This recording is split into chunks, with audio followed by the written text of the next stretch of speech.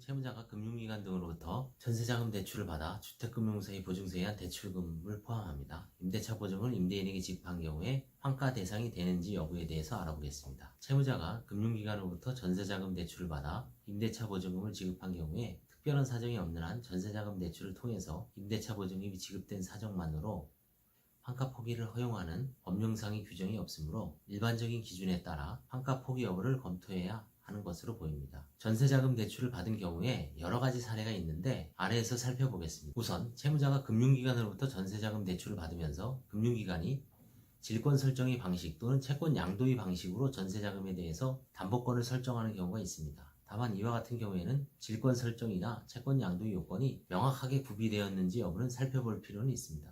이와 같은 경우에는 해당 금융기관은 채무자 회생 및 파산에 관한 법률 제411조의 별채권자로 볼 수 있으므로 위 담보권에 의해서 보호되는 금액에 대해서는 환가를 진행할 여지는 없다고 보입니다. 둘째, 해당 금융기관이 임대인에 대해서 채권 가압류를 하는 경우가 있습니다. 채권 가압류 절차에 의해서 임대인이 임차인에 대한 임대차 보증금의 지급은 금지되지만 채권 가압류 결정은 파산재단에 대해서 효력이 없으므로 이와 같은 경우에는 채권 가압류 결정에도 불구하고 일반적인 기준에 따라 환가 여부를 검토해야 한다고 보입니다. 셋째, 해당 금융기관이 아무런 조치도 취하지 않은 경우가 있습니다. 주택금융공사의 보증서를 받고 일반 금융기관이 전세자금 대출을 하는 경우에 일반 금융기관, 주로 은행이죠. 은행은 채무자가 전세자금 대출을 변제하지 않아도 주택금융공사로부터 보증서에 의해서 대출금을 지급받을 수 있으므로 법적으로 필요한 질권 설정이나 채권 양도 등의 절차를 거치지 않는 경우가 다수 있는 것으로 보입니다. 이와 같은 경우에는 공적 자금인 주택금융공사의 자금이 면책 절차에 의해서 면책이 되는 경우이므로 환가 기준에 의해서 포기한 금액,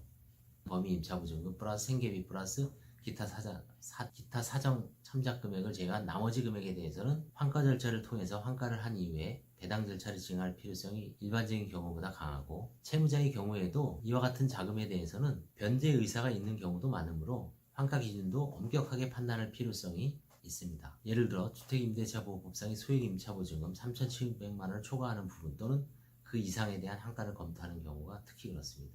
넷째, 토지주택공사에서 특정한 임대인으로부터 부동산을 임차한 이후에 일정한 조건을 갖춘 전차인을 모집하여 소액의 전대보증금을 지급받고 나머지 임대차 보증금을 토지주택공사가 임대차 계약 종료 후에 반환하는 조건으로 지원하는 경우가 있습니다. 이와 같은 경우에는 토지주택공사가 임차인이고 임대차 보증금의 대부분을 임대인에게 지급하고 채무자는 전차인으로 전대 보증금만을 지급하고 토지주택공사가 지급한 임대차 보증금에 대한 대출 이자를 지급하는 경우인데 형식적으로도 임대차 보증금의 소유권이 토지주택공사에게 있으므로 이와 관련하여 환가의 문제는 발생하지 않고 채무자 명의 전대차 보증금에 대해서만 일반적인 기준에 따라 환가 여부를 검토해야 할 것으로 보입니다. 채무자 명의 전대차 보증금은 전체 보증금의 5% 정도로 수백만원 가량에 불과하고 환가 여부가 문제되는 사례는 거의 없는 것으로 보입니다. 다섯째, 채무자가 주택금융사의 보증서에 의한 전세자금 대출을 받고 이후에